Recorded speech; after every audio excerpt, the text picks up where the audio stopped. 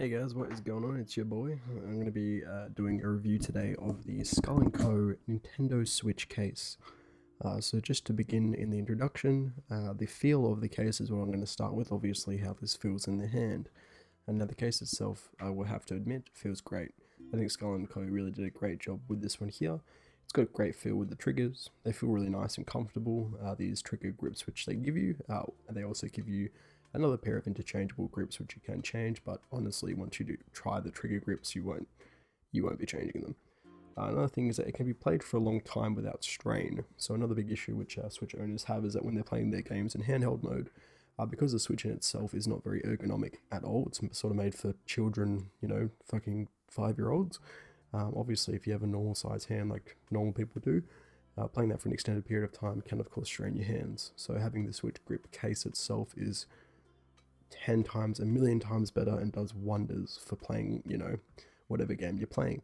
Now, saying that if you're playing, say, like Splatoon 2, for an extended period of time, that can get a bit straining just because simply the game itself is demanding. But however, if you're playing simple games like whatever you are, Zelda, it'll be great.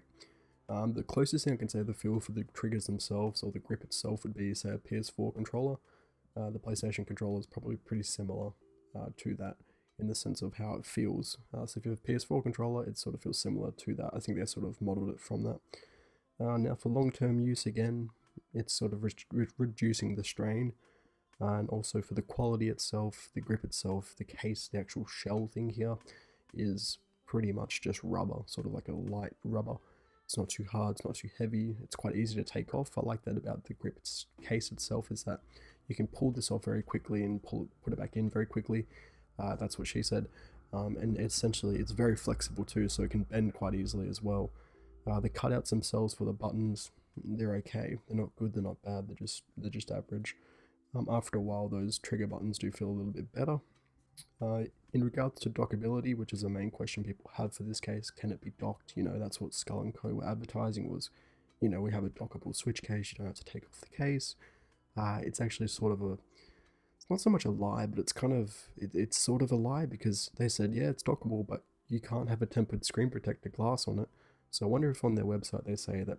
Basically, I'll tell you what happened.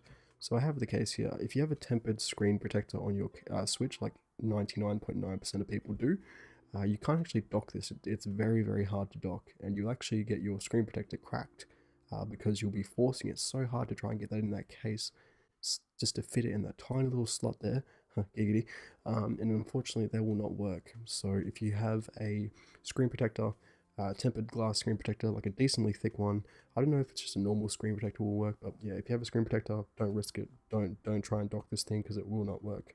I got it to work at the start, but then the more times I tried to dock it with the case, it just progressively wore down my glass screen protector. So probably don't do that. So overall, is the actual Skull & Co. case worth it? That's why you watched the video. Well, yeah, I think it is. I think it's a great grip. It's a great feel. I think they did a really good job with the actual ergonomic sort of design of the actual grip itself. I love that it's easy to take off. It's easy to put back on, you know, because it's flexible. You can just simply rip it sort of off. The button cutouts are okay. They're not the best, not the worst. You know, they're not really that clicky. The sort of buttons at the top, the power and the volume button, are not as clicky as they previously are without the case on. I mean, obviously that's because you have a case over it, but you would think that Skull & Co. would make it so that's nice and clicky. That's another thing. The negatives I have for it is that obviously it's not dockable with the screen protector, which they should have taken account for. They should have somehow, or let people know, there should be like a disclaimer, like if you have a screen protector case, do not try and dock this or else it'll crack the screen. Heavens forbid if it cracked your actual legitimate screen, that would be terrible. Taking the case off is okay. Like you have to take the case off, sorry, just to dock it, which is a little bit annoying. That's probably a negative. And the power buttons, again, the only negative I have is that the power buttons and volume buttons don't feel that nice and satisfying clickiness that you get from other cases. But overall, I think it's worth it. I think it's a great grip. If you get it for a decent price, you know, $30, $20, and that's a pretty damn good deal. It'll also definitely enhance your long-time handheld gameplay. That's obviously what you're buying a grip case for. It does definitely do that. Obviously, you can't pull the grips off while the Switch is in the grip. So you can't actually pull the Joy-Cons off, but it definitely feels like a PS4 controller or a Pro controller 100 million times more than it feels like anything else. But But yeah, thanks for watching, guys. Make sure you like, comment, subscribe. If you want some more videos, just let me know. Thanks.